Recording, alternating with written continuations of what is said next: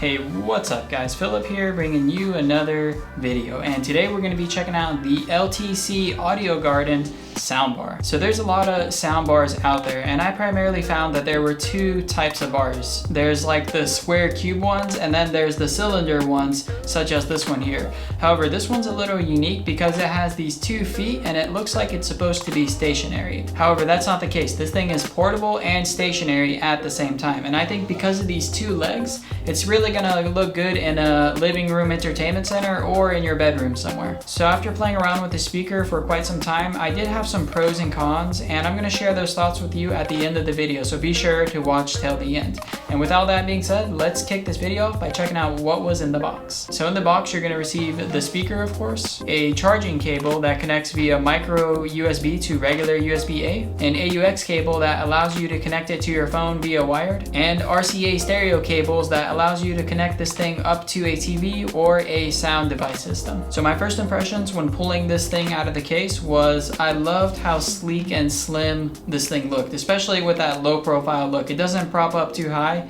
and it doesn't feel too intrusive. Definitely dig in the design language the speaker has going for it. Now the materials of the speaker are made of plastic, and it has different types of textured plastics throughout the speaker. On the front, we're gonna have the mesh material here, which is made of plastic. That's where the sound goes through. On the back of the speaker, it's gonna be a glossy plastic material. It's a little bit of a fingerprint magnet, but that's okay. And on the sides, as well as the media control buttons, it's gonna be finished in a textured rough plastic material. And on the bottom of the speaker, you're gonna have 2 plastic feet that have rubber grips on the edges. So that's gonna prevent the speaker from accidentally falling over if you bump into your desk. I did find that you can use this thing both in horizontal and vertical mode, so the choice really is up to you on how you can use it, but I think it's designed to be used in the horizontal mode because of the rubber feet. Before we get into the audio quality of the speaker, I do wanna mention that this thing does have a microphone, so you can use it as a conference speaker or if you quickly wanna make some phone calls. However, after playing around with the microphone and listening to it, I found that the microphone quality wasn't that good. And here's a little sample test for you to hear what it actually sounds like. So here's what the microphone quality sounds like on the speaker, and the speaker is located in this top corner over here by the media controls. So here we go. Testing 1 2 3, testing 1 2 3, and that's like half a foot away. And if I set it down on the desk here and face the microphone towards me, this is what it's going to sound like. Testing 1 2 3, testing 1 2 3. Now the audio quality, on the other hand, sounds much better than the microphone, even though it's really not a comparison, but it's not a disappointment. The lows, the mids, and the highs all sound really great on this speaker. It's not exactly a premium speaker. You're not getting like a Bose or Sennheiser here or anything like that. Keep in mind, this is a $30 speaker. It's definitely on the budget side.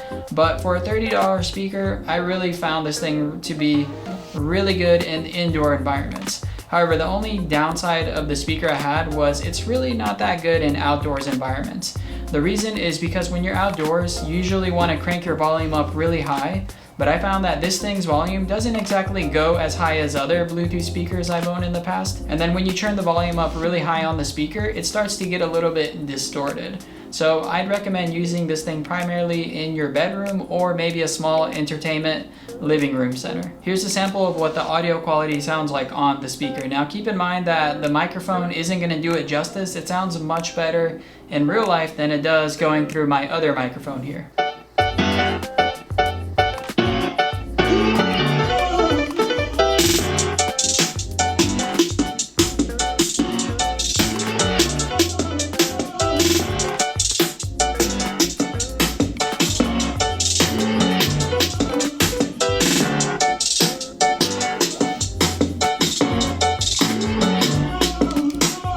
Now the speaker is going to have a 2000 milliamp battery, and that's going to last you for up to 10 hours.